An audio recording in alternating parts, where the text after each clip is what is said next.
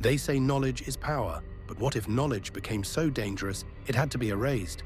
The Library of Alexandria was said to hold the wisdom of the ancient world, and what remains today is dust, mystery, and one haunting question.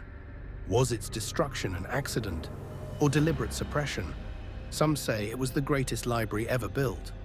Others say it was never just a library, it was the key to truths humanity was never meant to know.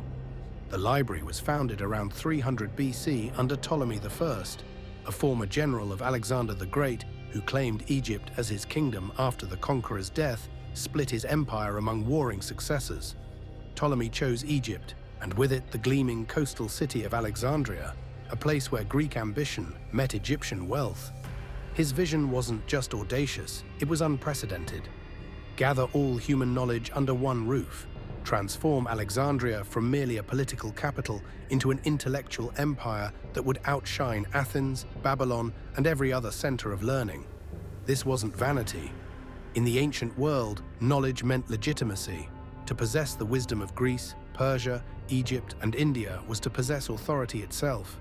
Agents were sent across the known world, to Athens, where Plato once taught, to Babylon with its astronomical records spanning centuries, to Persia with its royal archives, to India with its mathematical breakthroughs.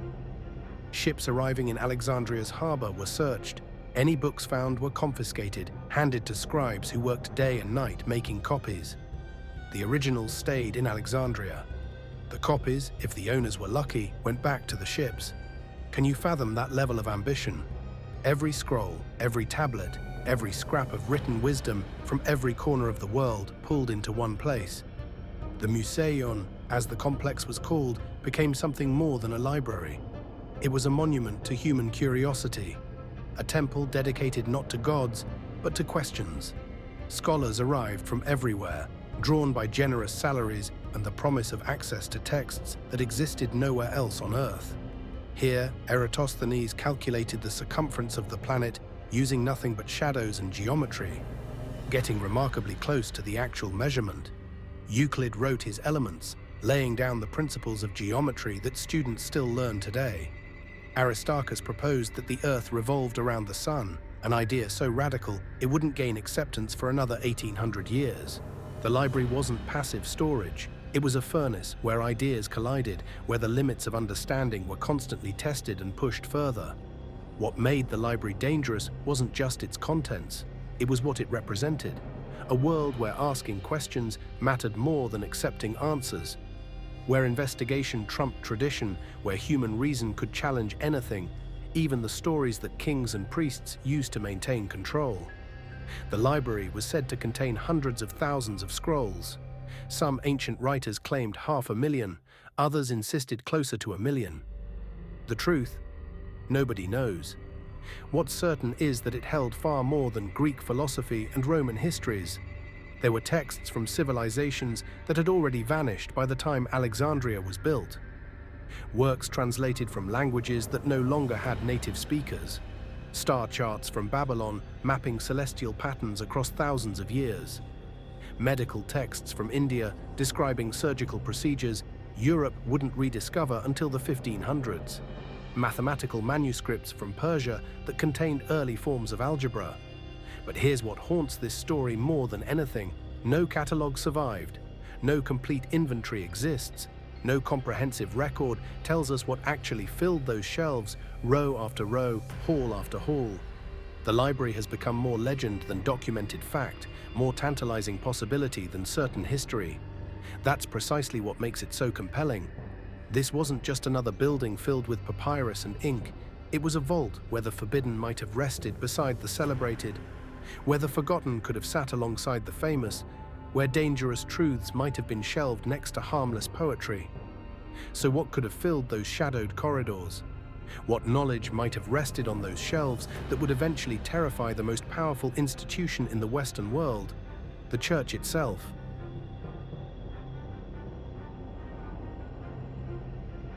If even a fraction of the ancient rumors held truth, the Library of Alexandria contained dangerous knowledge.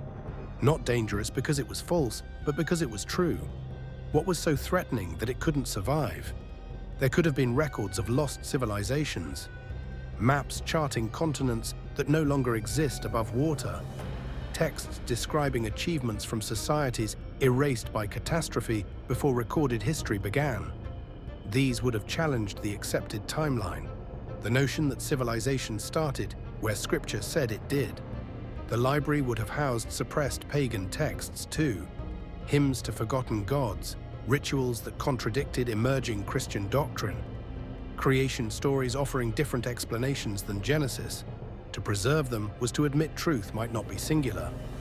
There may have been heretical gospels, early writings about Christ that presented him differently than official accounts, texts questioning established theology, manuscripts suggesting salvation worked in ways the church would never approve.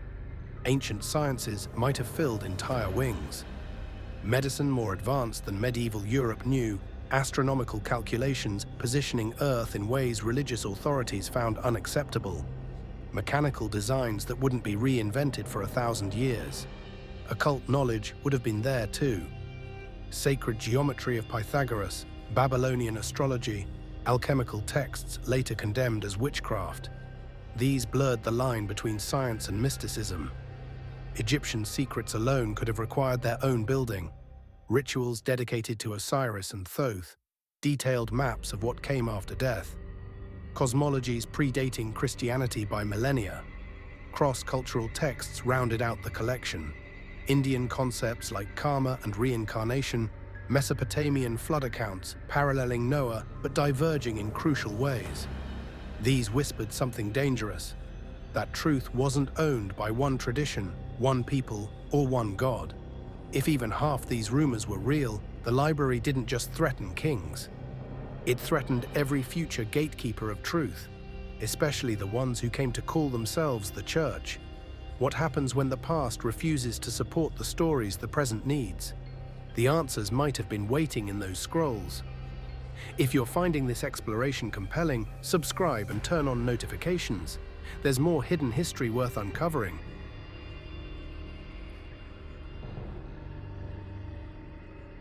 So what happened? The traditional story points to Julius Caesar. In 48 BC, entangled in the civil war between Cleopatra and her brother, Caesar ordered ships in Alexandria's harbor burned to keep them from enemy hands. The fire spread. Some sources claim the library burned. Others suggest only a portion was lost, perhaps books stored near the docks. But was this really the end? Caesar's fire was only the beginning. During the Roman imperial period, decrees were issued against dangerous pagan knowledge. Certain texts became illegal to possess. Then came Christianity's rise in the 4th century, and with it a new calculation of permissible knowledge. In 391 AD, amid violent clashes between Christian and pagan mobs, the Temple of Serapis was demolished. This temple housed a branch library accessible to the public. The marble stowers apparently survived, but the books vanished from history. Here's what matters. Was the library destroyed in one catastrophic moment, or erased gradually across centuries of deliberate suppression? Perhaps both. Perhaps multiple destructions removed layer after layer of dangerous knowledge until nothing remained but architectural ghosts. The fire was never the real fear. The knowledge inside was. The library represented a world where truth was plural, where ancient wisdom challenged new orthodoxies, and where the past refused to stay buried. For institutions built on singular narratives and divine mandates, wasn't that pluralism intolerable? The library had to be silenced, whether by flame, decree, or the slow rot of neglect.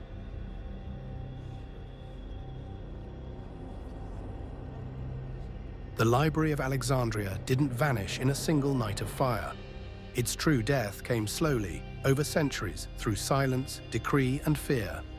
When Christianity rose from persecuted faith to imperial religion, the world's relationship with knowledge changed forever. The early church didn't merely preserve truth, it began to define it. And in defining it, it restricted it. What could be questioned, what could be studied, even what could be remembered, was now filtered through theology. Inquiry became heresy, and curiosity turned from a virtue into a sin. In 529 AD, Emperor Justinian closed the last surviving pagan academies in Athens. the remnants of Plato's school. Scholars who traced their lineage back to the golden age of Greek reason were driven into exile. Some fled east, carrying their manuscripts with them to Persia and beyond. Others disappeared entirely. The torch of open inquiry that once burned in Alexandria was snuffed out across the Mediterranean world. The church's libraries were not like the one in Alexandria.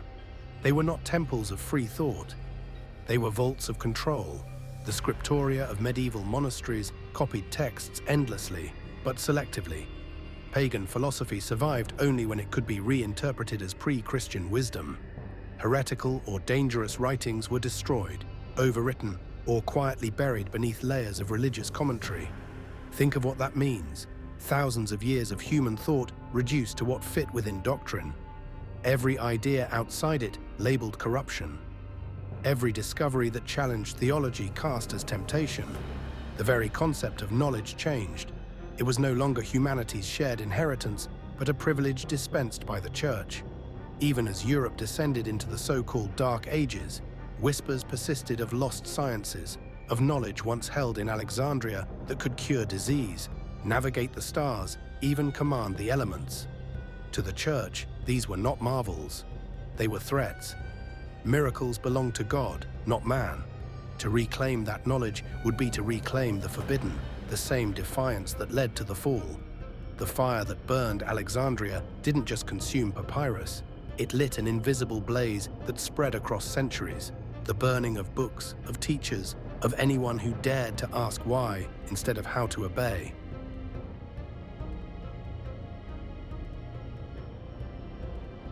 If the Library of Alexandria truly held the sum of the world's knowledge, then its loss wasn't just cultural, it was evolutionary. Humanity may have burned centuries of progress in one catastrophic silence. Imagine what those scrolls might have contained. The works of Heron of Alexandria, describing machines powered by steam, the Aeolipile, a primitive engine that could have jump-started the Industrial Revolution nearly 2,000 years early.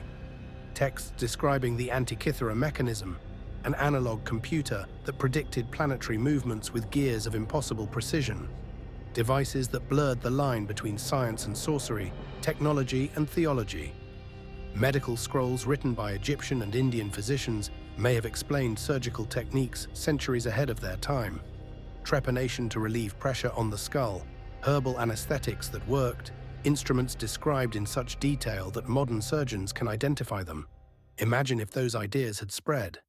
How many lives could have been saved if medieval Europe hadn't had to rediscover what Alexandria already knew? The astronomers of Babylon and Egypt charted the stars with mathematical precision. Eratosthenes had already calculated the Earth's circumference. Aristarchus had already placed the Sun at the center of the solar system. If their knowledge had survived, Galileo's telescope might have been built 1,000 years earlier. And then there were the mysteries, the things even the ancients didn't fully understand, but recorded nonetheless. Accounts of energy, magnetism, resonance, geometries that hinted at invisible laws binding heaven and earth together, sacred architecture whose alignments to the stars encoded knowledge now buried under modern skepticism. All of it gone, not because nature demanded it, but because people did. Because knowledge is dangerous when it threatens power. The fire that destroyed the library didn't just consume parchment, it consumed potential. It delayed the future. It silenced the minds that might have reshaped the world. It said that if Alexandria had survived, the Dark Ages might never have happened. The Renaissance could have dawned 1,000 years sooner, and humanity, instead of relearning the wisdom of the ancients piece by piece, could have built upon it, soaring higher than any empire, beyond the reach of dogma. We mourn what we never had the chance to inherit, and perhaps that's what makes the library's story so haunting. The fire didn't just burn history, it burned destiny. If you're starting to see how deep this loss truly goes, if you believe knowledge itself was the forbidden fruit humanity was never meant to taste, then stay with us. Because the story doesn't end with the flames. Some say fragments survived, hidden, scattered, waiting to be rediscovered. If even a spark of Alexandria's wisdom endured, what might still be hidden? Subscribe, turn on notifications and stay until the end, because the library's legacy might not have been lost forever.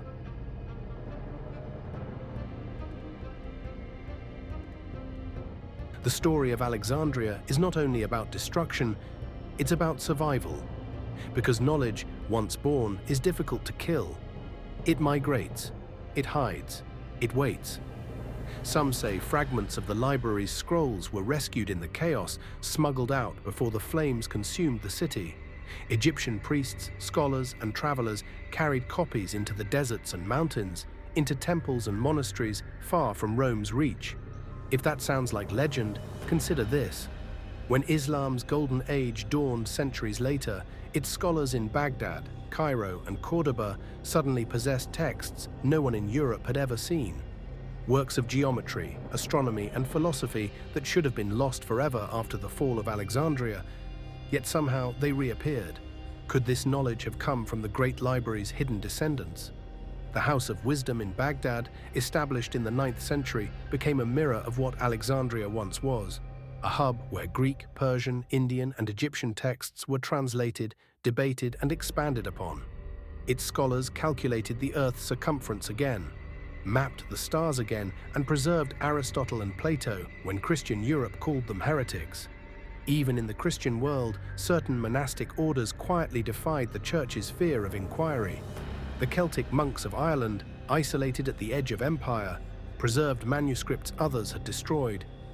The Nestorian scholars in Mesopotamia carried ancient Greek thought into Asia, planting the seeds of learning that would echo all the way to China. It was as if the spirit of Alexandria refused to die, scattered but alive, flickering in secret across continents. Then there are the mystery schools, whispered about in occult traditions, initiatory brotherhoods that claimed descent from Egyptian priesthoods, guardians of sacred geometry, alchemy, and the lost science of the soul. Some of these teachings would later re-emerge in Renaissance Hermeticism, Freemasonry, and Rosicrucianism, all tracing their wisdom back to a temple of light by the sea. Was that temple Alexandria? By the time Europe rediscovered Aristotle and Ptolemy through Arabic translations, the Church faced a dilemma. It could not stop the return of this knowledge, so it rebranded it. What had once been pagan philosophy became classical learning, stripped of its mystical heart, but restored just enough to feed the Renaissance. And that's the irony. The Church that once feared the library's heresy now built cathedrals that mirrored its geometry, universities that mimicked its model, and libraries that tried to resurrect what it had helped erase. Maybe that's Alexandria's true legacy, not the flames, but the fragments that survived them, the whispers that refused to die, the dream that knowledge once shared can never truly be silenced.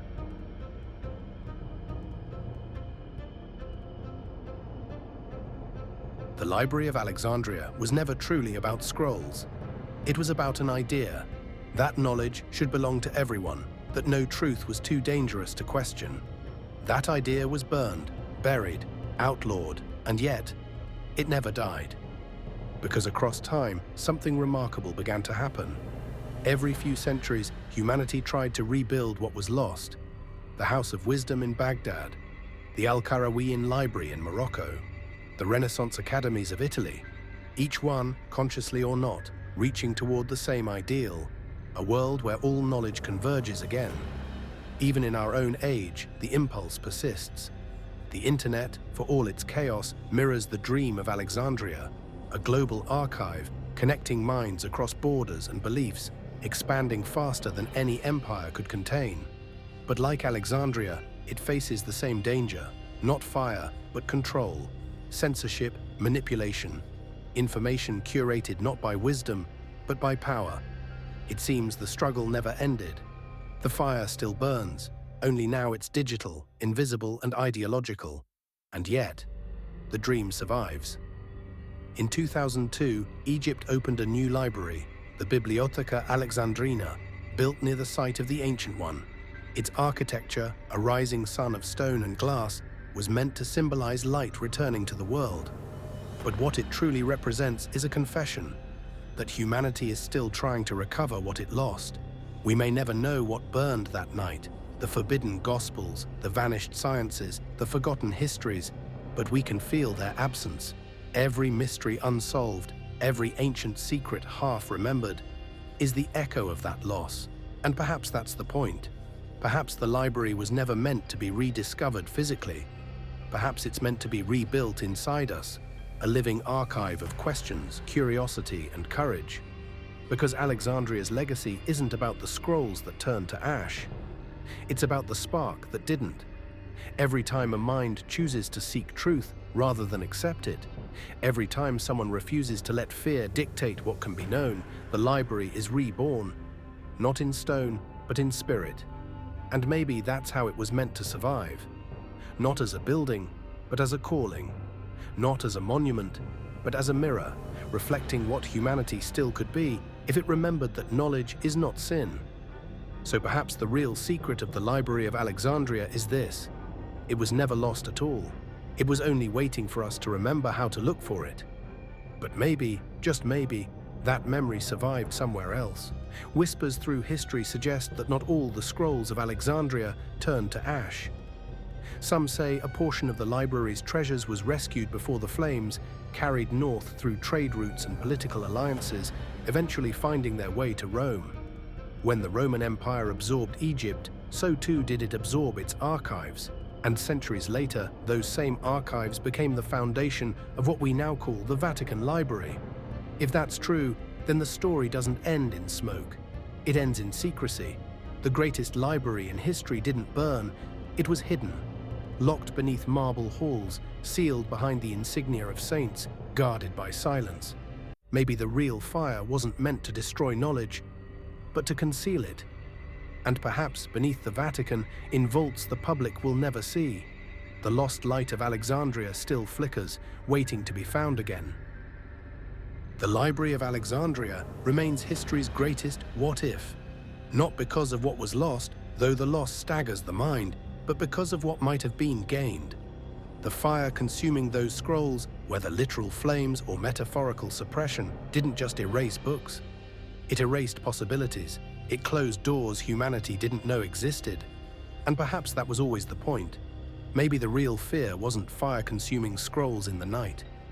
Maybe it was humanity discovering truths that couldn't be controlled, couldn't be contained, and couldn't be reconciled with the stories those in power needed everyone to believe.